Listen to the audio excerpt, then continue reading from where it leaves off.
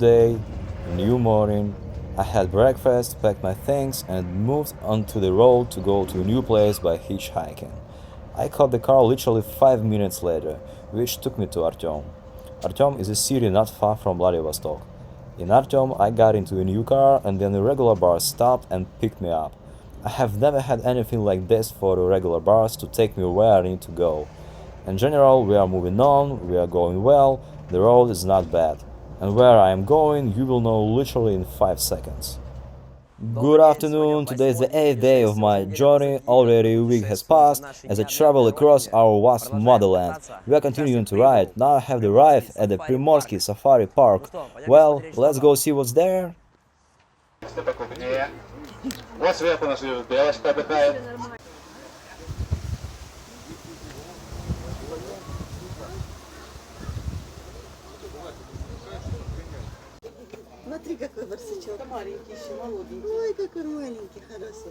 The trick of the whole safari park is that we can see the real Amur tigers, which are in an almost natural habitat.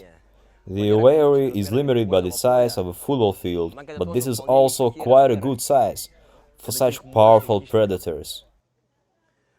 In front of us is a female. Now we are about to see the main character, Tiger Amur.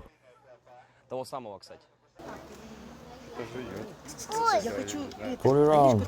I want to take a picture.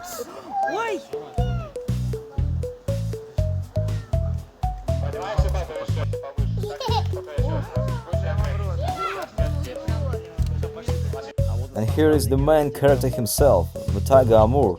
By the way, the Amur tigers are the world's northernmost predatory cats.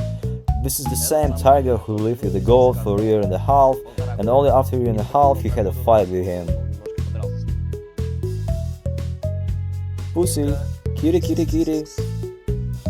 Well, this is not a home cat, it won't work that way. I saw him, he's great. The legendary tiger. Everyone knows about him. Come watch him in the safari park. It is located nearby Shkotovo village. Another predator is the Amur leopard, also listed in the Red Book like the Amur tiger, and they have a unique opportunity to look at her. This is a female. They are distinguished by their large bodies, despite the fact that they are not pregnant. Come on, it's really cool here. Where else can you look at such wonderful animals?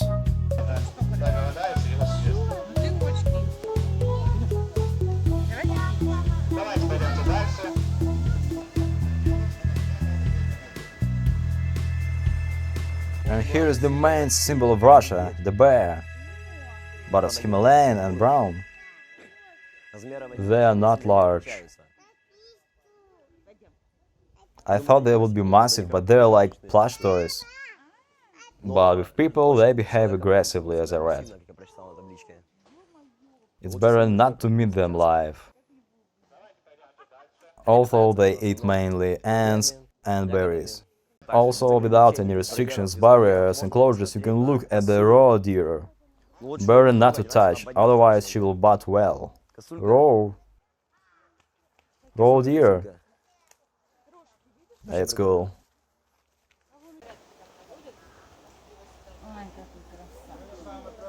Easily you can record a video with a sika deer, a deer. She is looking directly into the camera.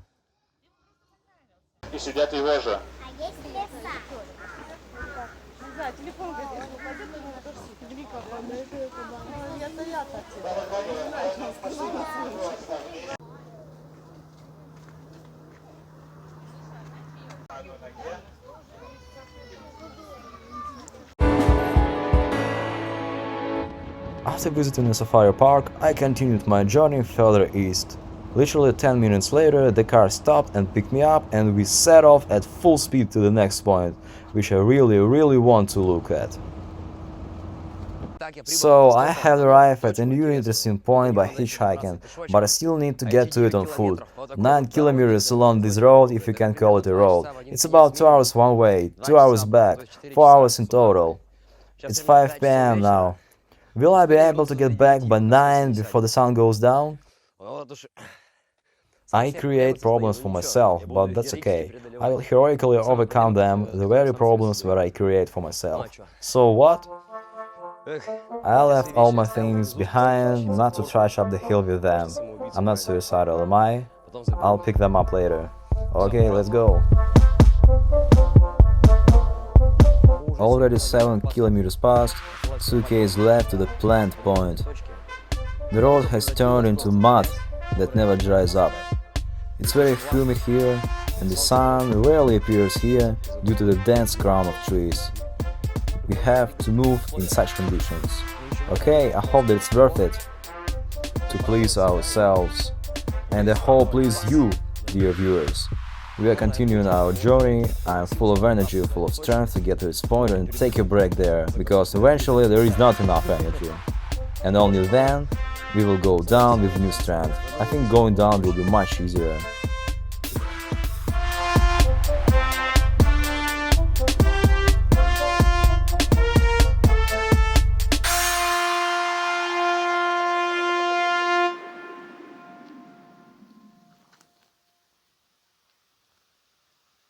We have come. Various rags, socks, underpants hang here. What does this mean? It's an old custom, meaning people want to come back here again and therefore leave the bullshit behind. It seems to me that we need to go down here. It's dirty here. It's not dirty because of the rain or water, but because people threw out a lot of all kinds of rubbish. Let's not do that.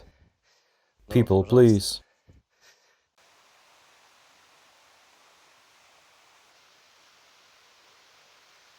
Finally, I am here. Ladies and gentlemen, welcome to the Humpback Waterfall, or it's also called the Unexpected. It turns out that people walked through the forest when there were no roads at all. They saw the waterfall 10 km from the main road and were like, wow, a waterfall! How was it found? How do they find such places? Who knows? Tell me. This is in such a wilderness wild. The height of the waterfall is only 8 meters, and there is a similar waterfall in Iceland. Therefore, if you can't get to Europe, to Iceland, come to Asia, to the Far East. You will see similar places here. Seeing the waterfall is half the battle. Now it's important to climb up alive, because this slope is very steep. Only with a rope we can do it.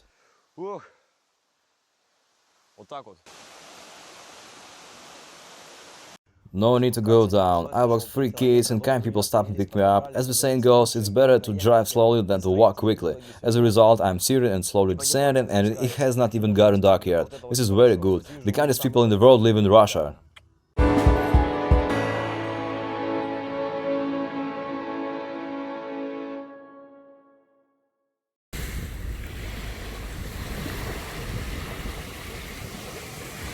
Good morning, today is the 9th day of the trip. I'm somewhere nearby Fokina on a sandy beach, right on the Pacific Ocean. I slept here today, luxurious bay, big. It's a sin not to bathe here. I'm running in. Water, of course, is not a gift, only 18 degrees. However, you know, I remember how I swam in Norway in a lake at 14 degrees and immediately dived in. It bored me. Maybe make a second run? I swam, had lunch and moved on. The next point is only 40 kilometers away, but the travel time is increasing due to the poor condition of the road. However, as the driver said, this is a very good road, because there used to be a dirt road here, but now there is at least some asphalt and its quality is growing and growing. The only thing that remains unchanged is nature. We can talk about this forever, how beautiful it's here.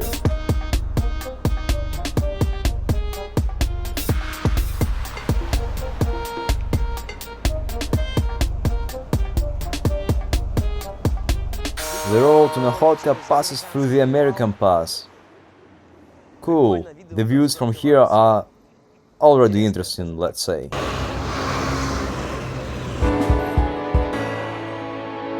I am in Nahodka. A small checkpoint, but I need to move on to see something. There is a suburban train behind me. I'll take it. I succeeded miraculously. Well, thanks to my legs. While I am on the train, look at the views that opens from its window, and also listen to the story about the city. The founding date of Nakhodka is considered to be 1864. However, the railway came here in 1935. It became electrified 31 years later, in 1966. All the way from the Uglovaya station to Nakhodka, the railway is double-tracked, but in the city it becomes single-track, as you can see on the frame now. The railway in the city is laid right near the coast, so it's not surprising that the train window offers views of various industrial buildings, as well as the port infrastructure. Speaking about the port, one cannot fail to mention that it was built by the forces of the Gulag prisoners in 1947.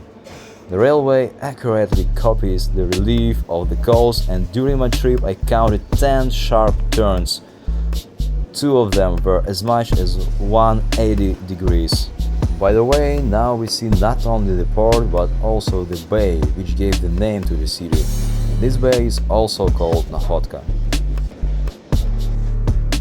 On some platforms, very few people are coming out, but there are platforms that are teeming with people. The main passengers of this train are retired people, as well as employers of various port organizations. In my opinion, the port infrastructure is very worn out, and all these cranes are a heap of scrap metal. The main purpose of this particular railway line is to transport goods to and from seaports.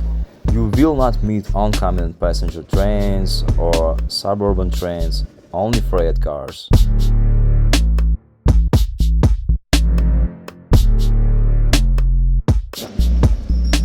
Nakhodka is the most southeastern city in Russia, and it's also the third most populous in the entire Primorye Krai. It's home to about 140,000 people. After 40 minutes of riding, I have finally arrived at the final station of my route. I have arrived at the Mytsostafyevo station, which is located at a distance of 9,446 kilometers from Moscow, which is the farthest station accessible to an ordinary passenger.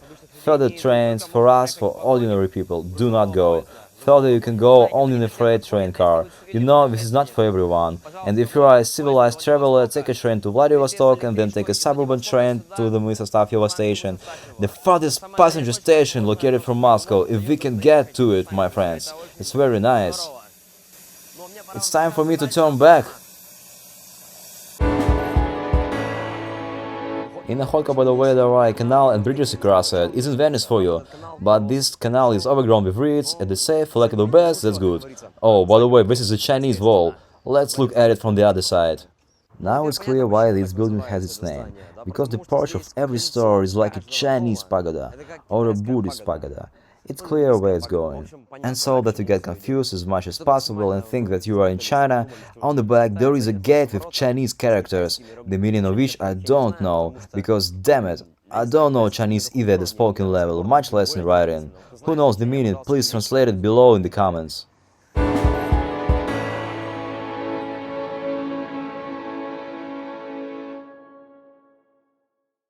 Daniil gave me shelter in Nakhodka, for which I thank him very much.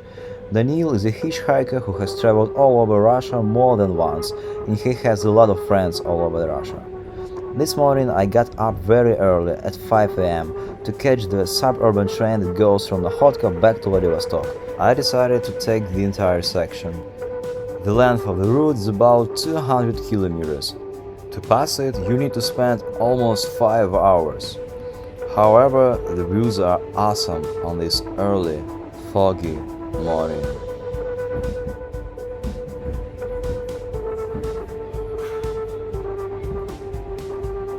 As for me, the far eastern greenery is in perfect harmony with the fog and these majestic rocks.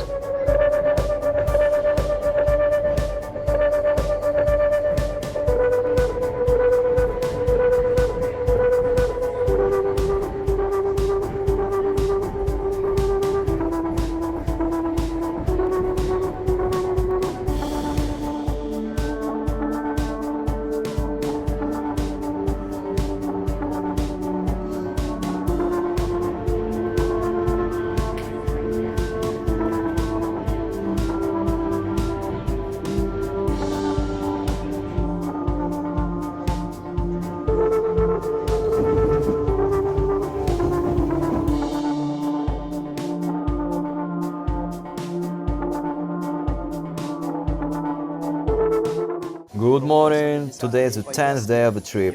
I'm traveling on one of the most beautiful railways in Russia, on the line from Nakhodka to Vladivostok. This line is not included in the Trans-Siberian Railway. It will be a separate topic.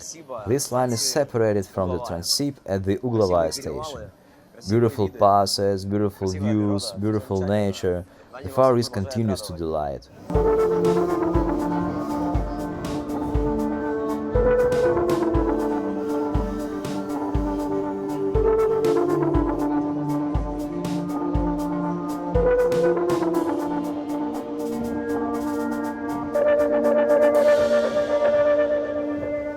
Mainly freight trains run on the line to Nakhodka. Passenger traffic is low, there are only 3 pairs of suburban trains and only 1 passenger train per day from Khabarovsk. Why? Because there are a lot of ports here and all these goods are transported here through the Transsib, but this is not the Transsib.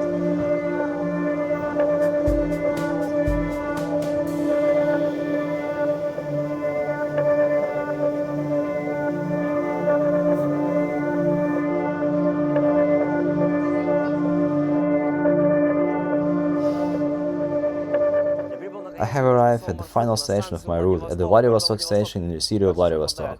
How everything matches. This is the terminal station of the Trans-Siberian Railway, but you know, this is a completely different story, a completely different trip, in which we will ride the entire Trans-Siberian Railway, but not this time. Stay in touch.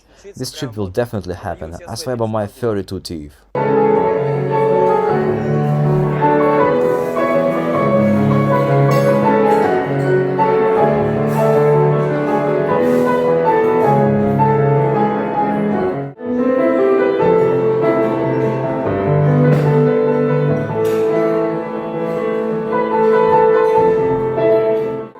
By the way, I completely forgot to say that a few days before leaving Vladivostok, I agreed to hold a concert and play in one of the coolest restaurants in the city.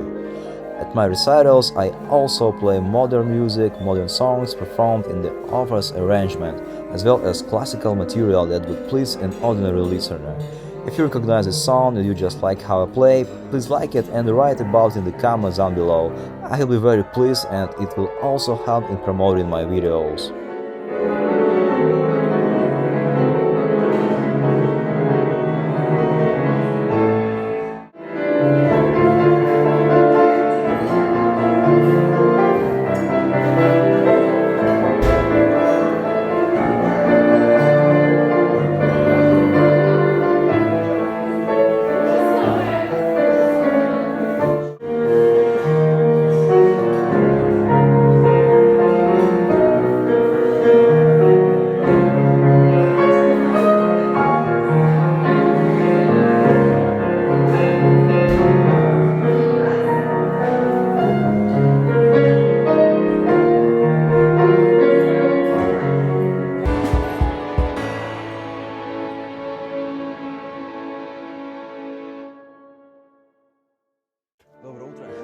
Good morning, the concert went well yesterday.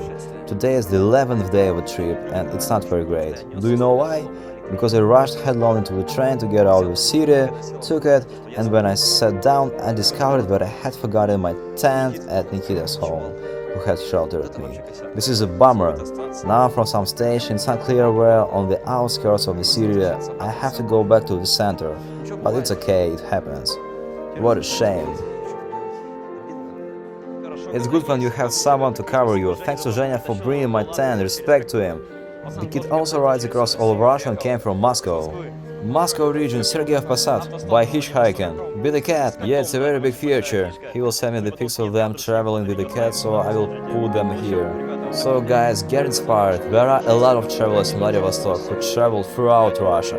So calm yourself and soak up the spirit, feel it. Of course, and the main thing is the warm sea. It's warmer than in Krasnodar region. Yeah. No. Thank you, see ya. We are starting a long way. I hope it won't be that long. To Khabarovsk. This is my next major stop. Hitchhiking outside the city. 740 km left. I hope that I will arrive by night. Let me remind you, my average hitchhiking speed is 60 km per hour. At this rate, it takes me 12 hours to get there. I hope it comes out faster. I don't want to come to rainy Khabarovsk at 2 a.m. It will rain there. I have arrived in the village of Chernigovka. To Khabarovsk 569 km left, and the time now 20 to 4. I'm filled with optimism that I will have time to get there by nightfall. The climate is continental. The sun is hot. There is a breeze, but it's still hotter than in Vladivostok. There is almost no ocean influence here. And here again we are returning to the topic of roads, the most favorite topic of Russians. This road is the only option that connects the Far East with the rest of Russia, and locals affectionately call it Federalka. The quality of the road is for me satisfactory. It can be worse, of course, but it can be better. The views outside the window are rather monotonous, but I was impressed by the lotuses that bloomed during my trip. Guys, I'm on the bus now. Boris picked me up. Thanks a lot to him. We are going with him 500 km, right up to Khabarovsk. Direct bus, empty. Boris has just bought it for his own personal use or for the purposes of his company. No difference. We are driving across the endless expanses of not only the Far East, but all of Russia. More precisely, the opposite, not only across the vastness of all of Russia, but in particular the Far East. Places are immeasurable. No cities. Emptiness. There is a lot of forest, a lot of fields, nothing grows. Nothing. So guys, let's move en masse to the Far East and we will develop all this. Raise the Far East! And raise the Far East so that it's cooler than China, because the Chinese have filled everything. They bring everything here from China, but we have nothing of our own. It's not alright, guys. Let's raise the Far East. During the conversation with Boris, 7 hours passed imperceptibly, and I found myself in Khabarovsk, which I was very expecting. So I have arrived in rainy Khabarovsk. It's greeting me with crazy lightning. As planned, I have arrived at 1 a.m. and it took me 12 hours. Experience already tells me that the average speed of 60 km per hour worked again. This is already an axiom. Now I'm moving towards the person who will receive me for the night. Okay, then see you tomorrow.